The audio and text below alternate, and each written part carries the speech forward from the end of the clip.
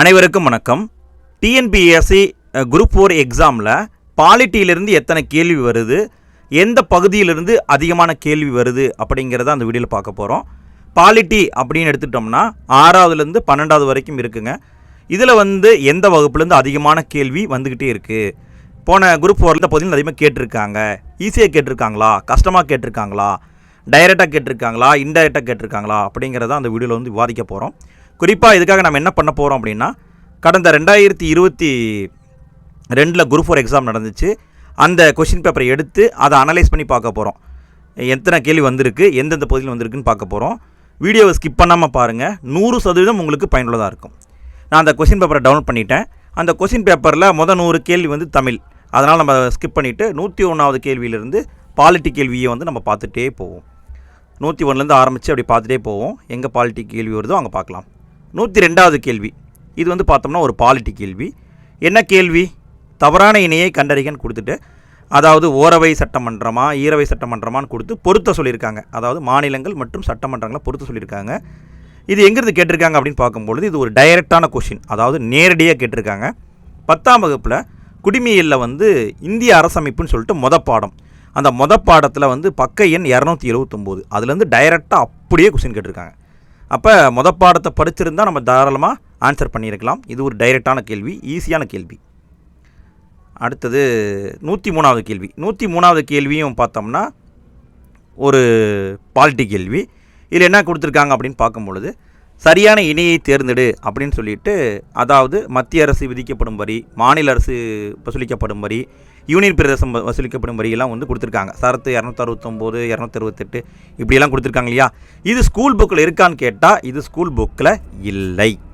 ஆனால் 10ஆம் வகுப்பு மற்றும் 12ஆம் வகுப்பில் இந்த வரிகள் விதிக்கிறதை பற்றி சொல்லியிருக்காங்க. அதாவது வரி விதிப்பு முறையை பற்றி பேசியிருக்காங்க. இந்த மாதிரி மத்திய அரசு விதிக்கும், மாநில அரசு வசூலிக்கும், யூனியன் பிரதேசம் வசூலிக்கும்லாம் கொடுத்துருக்காங்க. ஆனால் அந்த சரத்தை பற்றி, இந்த ஆர்டிக்கலை பற்றி எந்த ஸ்கூல் புக்லேயும் மென்ஷன் பண்ணலை. இது ஒரு இன்டைரக்டான கேள்வி. இது ஏதாவது மெட்டீரியல் படிச்சிருந்தால் தான் ஆன்சர் பண்ண முடியும். பட் டைரெக்டாக இந்த கேள்வி ஸ்கூல் புக்கில் இல்லை. அடுத்த கேள்வி பார்க்கலாம். 2 கேள்வி பார்த்தாச்சு பாலிட்டியிலிருந்து. அடுத்தது அப்படி ஸ்க்ரோல் பண்ணிட்டே போவோம். 3வது கேள்வி எங்கே இருக்குன்னு பார்க்கலாம். நம்ம சேனலை சப்ஸ்கிரைப் பண்ணிடலாம், மறக்காமல் சப்ஸ்கிரைப் பண்ணிக்கோங்கப்பா. அடுத்தது 116வது கேள்வி. இது ஒரு பாலிட்டி கேள்வி. இது எப்படி அப்படின்னா, அதாவது வேற்றுமையில் ஒற்றுமை அப்படிங்கிற ஒரு கண்டென்ட்டை வச்சு கூற்று காரணம் டைப்பில் கேட்டிருக்காங்க. இந்த கேள்வி எங்கேருந்து எடுத்திருக்காங்க அப்படின்னு பார்க்கும்பொழுது ரொம்ப ஷாக்கிங்காக இருக்குது. அதாவது 6ஆம் வகுப்பில் குடிமையில் பன்முகத்தன்மை அறிவோம்னு ஒரு பாடம் இருக்குது. அந்த பாடத்தில் பக்க எண் 199. அதில் அப்படியே கொடுத்துருக்காங்க. இது நீங்கள் படிக்க வேண்டிய அவசியமே கிடையாது. பட் அப்படியே ஆன்சர் பண்ணலாம். ஜஸ்ட்டு திங்க் பண்ணாவே ஆன்சர் பண்ணலாம். அப்படி ஒரு எளிமையான ஒரு வகுப்பில் இருக்கக்கூடிய கேள்வியே கேட்டிருக்காங்க. இப்போ பாலிட்டியில் இவ்வளோ ஈஸியாகவும் வந்திருக்கு பாருங்கள். 3 கேள்வி பார்த்தாச்சுங்க. அடுத்தது 4வது கேள்வி பார்ப்போம். 4வது கேள்வி ஸ்க்ரோல் பண்ணிட்டே போவோம், எங்கே இருக்குன்னு தெரில. 3 கேள்வி பார்த்தோம். அடுத்து 4வது கேள்வி. 4வது கேள்வி 134வது கேள்வி பாலிட்டி கேள்வி. இதில் என்ன சொல்லியிருக்காங்கன்னா, 86வது அரசியலமைப்பு சட்ட திருத்தம் 2002 பற்றி பேசியிருக்காங்க. இது எங்கேருந்து எடுத்திருக்காங்க அப்படின்னு பார்க்கும்பொழுது இது ஒரு டைரெக்டான கொஷின். 10ஆம் வகுப்பில் பாடம் பாலிட்டியில் முதல் பாடமே இந்திய அரசமைப்பு. அதில் பக்க எண் 258 கொடுத்துருக்காங்க. அதை அப்படியே எடுத்து வச்சுருக்காங்க. Direct question. அப்போ இது வரைக்கும் நம்ம 4 கொஷின் பார்த்தோம். இதில் 2 கொஷின் டைரெக்டாக வந்திருக்கு. அதுவும் 10ஆம் வகுப்பில் பாடத்துலேருந்தே கொஷின் வந்திருக்கு. சரிங்களா. அடுத்தது பார்த்தோம்னா 5வது கேள்வி, அதாவது 135வது கேள்வி பாலிட்டி கேள்வி. இது பார்த்தோம்னா கட்சிகளையும் சின்னங்களையும் பொருத்த சொல்லியிருக்காங்க. இது ஸ்கூல் புக்கில் இருக்கா அப்படின்னு பார்த்தோம்னா ஸ்கூல் புக்கில் இது இல்லை. இது ஸ்கூல் புக்கில் இல்லை. இது பாலிட்டி கேள்வி தான். பட் எப்படி கேட்டிருப்பாங்க அப்படின்னா, அந்த சமயத்தில் எப்போயாவது எலெக்ஷன் கண்டக்ட் பண்ணியிருப்பாங்க. இந்த எலெக்ஷனை பற்றி அடிக்கடி நியூஸ் பேப்பரில் வந்திருக்கும். அதனால் சின்னங்களை பற்றி போட்டிருப்பாங்க. அதனால் என்ன பண்ணியிருப்பாங்கன்னா, இதை கரண்ட் அஃபேர்ஸ் மாதிரி polity question but current affairs மாதிரி கேட்டிருப்பாங்க. சரிங்களா. ஆனால் இது ஸ்கூல் புக்கில் இல்லை. அடுத்து 136வது கேள்வி. இது ஒரு பாலிட்டி கேள்வி. இதில் பார்த்தோம்னா, இந்தியாவில் நீதி புனரமைவை பற்றிய கூற்றுகளுள் சரியது தவறதுன்னு கண்டுபிடிக்க சொல்லியிருக்காங்க. இதில் மீன் பண்ணி சொல்லியிருக்காங்க. அதாவது நீதி புனரமைவு எங்கேருந்து எடுத்திருக்காங்க அப்படின்லாம் கொடுத்துருக்காங்க இல்லையா. இது பார்த்தோம்னா ஸ்கூல் புக்கில் இருக்கான்னா இருக்குது. அதாவது நீதி புனராய்வுன்னு இருக்குது. ஆனால் இந்த மாதிரி இந்த 13B அப்படிங்கிற சட்டத்தையெல்லாம் எங்கேயுமே மென்ஷன் பண்ணலை. இது ஒரு இன்டைரக்டான கொஸ்டின். டைரெக்டாக ஸ்கூல் புக்லேயே இல்லை, இந்த டேட்டாவே இல்லை. கேள்வி வந்து ஸ்கூல் புக்கில் இல்லாத கேள்வி வந்து கிரிட்டிக்கலாக கேட்டிருக்காங்க. அடுத்தது 37வது கேள்வி. இது ஒரு பாலிட்டி கேள்வி. இது வந்து பார்த்தோம்னா நீதி பேரணையை பற்றி பேசியிருக்காங்க. சட்டப்பிரிவு 32 மற்றும் 226 இதை பற்றி நம்ம அடிக்கடி படிச்சிருப்போம். நம்ம லைவ் டெஸ்ட்டு டெய்லியுமே நைட்டு 9:30 மணிக்கு நடத்திட்டு இருக்கோம். 9 மணிக்கு இப்போ ஸ்டார்ட் பண்ணிகிட்ருக்கோம். நைட்டு 9 மணிக்கு லைவ் டெஸ்ட்டு. அதில் வந்து அடிக்கடி கேட்டுட்ருக்கோம். அந்த கேள்வியை கேட்டிருக்காங்க. இதில் வந்து பார்க்கும்பொழுது எங்கே இருக்குது அப்படின்னா, இது வந்து 12ஆம் வகுப்பில் அரசியல் அறிவியல்னு ஒரு புக் இருக்குது. அந்த புக்கில் வந்து இந்திய நீதித்துறைன்னு ஒரு பாடத்தில் பக்க எண் 83 அப்படியே கொடுத்துருக்காங்க. நீதி புனராய்வை பற்றி சொல்லியிருக்காங்க. அதுவே வந்து 10ஆம் வகுப்பில் வந்து மாநில அரசுன்னு ஒரு பாடம் இருக்குது. அதில் வந்து 281வது பக்கம் அதிலே வந்து கொடுத்துருக்காங்க. நீதி புனராய்வை பற்றி பேசியிருக்காங்க. இது வந்து பார்த்தோம்னா 10வது படிச்சிருந்தாவே அழகாக வந்து நம்ம இதுக்கு வந்து ஆன்சர் பண்ணியிருக்கலாம். ரொம்ப ரொம்ப டைரெக்டான ஒரு கொஷின். அடுத்தது 8வது கேள்விங்க. 142வது கேள்வியும் வந்து ஒரு பாலிட்டி கேள்வி. இது வந்து பார்த்தோம்னா இந்தியா பல்வேறு நம்பிக்கைகளை சமமாக போற்றி மதிக்கப்படும் இடமாக இருப்பதோடு ஒரே தேசிய கண்ணோட்டத்தை கொண்டிருக்குன்னு சொல்லிட்டு ஒரு கூற்று, அப்படியே கூற்றை வந்து கேட்டிருக்காங்க. இது எங்கிருந்து கேட்டிருக்காங்கன்னு பார்க்கும்பொழுது 8ஆம் வகுப்பில் சமய சார்பின்மையை புரிந்து கொள்ளுதுன்னு ஒரு பாடம் இருக்குங்க. அதில் பக்க எண் 205 அந்த பாடத்திலேயே முதல்ல பார்த்தோம்னா ஒரு ஹெட்டிங் கொடுத்துருக்காங்க. ஒருத்தருக்கு சொன்ன மாதிரி ஒரு கூற்று சொல்லுவாங்க இல்லையா, அந்த கூற்றை அப்படியே கெட்டு வச்சுருக்காங்க. பாருங்கள், ஜவஹர்லால் நேரு சொல்லியிருப்பார், அந்த கூற்றை அப்படியே எடுத்து கெட்டு வச்சுருக்காங்க. ஒரு டைரெக்டான கொஷின்.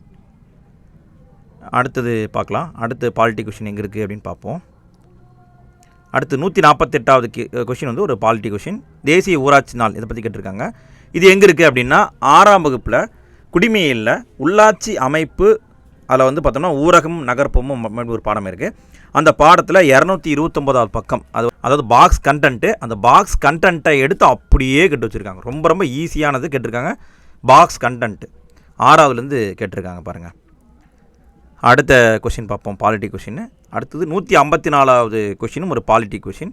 இது வந்து பார்த்தோம்னா இதர பிற்படுத்தப்பட்ட வகுப்பினர் பட்டியலை மாநிலங்களே தயாரிக்கும் அதிகாரத்தை மீட்பதற்காக நாடாளுமன்றத்தில் கொண்டு வரப்பட்ட சட்ட திருத்தம் என்ன அப்படின்லாம் வந்து கேட்டிருக்காங்க. இது வந்து புக்கில் இருக்கான்னு கேட்டால் புக்கில் கிடையாது. இந்த கொஷின் புக்கில் இல்லை. பட் இது வந்து ஒரு வெளி சோர்ஸ்லேருந்து கேட்டிருக்காங்க. ஸ்கூல் புக்கில் இல்லாத கேள்வி இது. அடுத்த பாலிட்டி கொஷின் பார்ப்போம். 158 கொஷின் முடிஞ்சது, 160 முடிஞ்சது. பார்ப்போம் இதுக்கு மேலே என்ன எத்தனை இருக்குன்ட்டு. அடுத்தது 169வது கொஷின் ஒரு பாலிட்டி கொஷின்.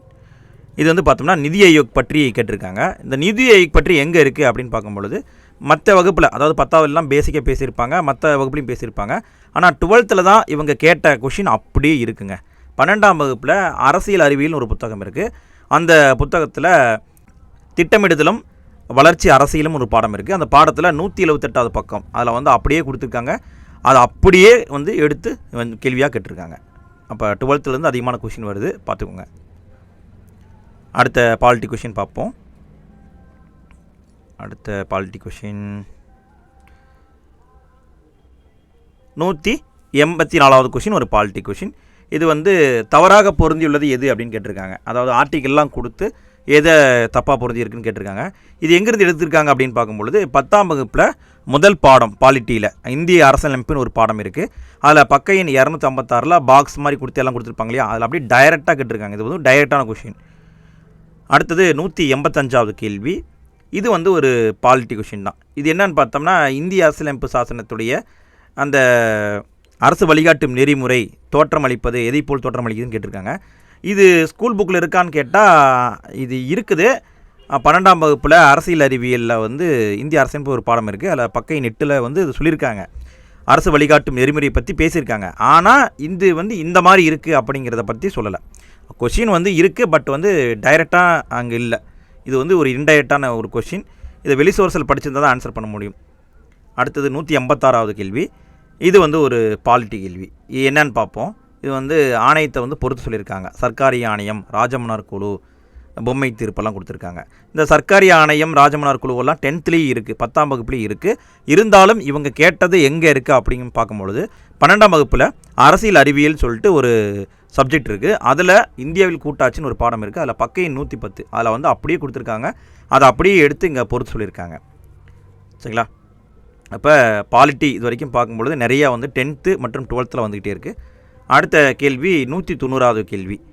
இது பார்த்தோம்னா செம்மொழிகளை வந்து கால வரிசை அடிப்படையில் வரிசைப்படுத்துன்னு கொடுத்துருக்காங்க. இது எங்கேருந்து கேட்டிருக்காங்கன்னு பார்க்கும்பொழுது 10ஆம் வகுப்பில் குடிமையில் இந்திய அரசியலமைப்புன்னு ஒரு பாடம் இருக்குது.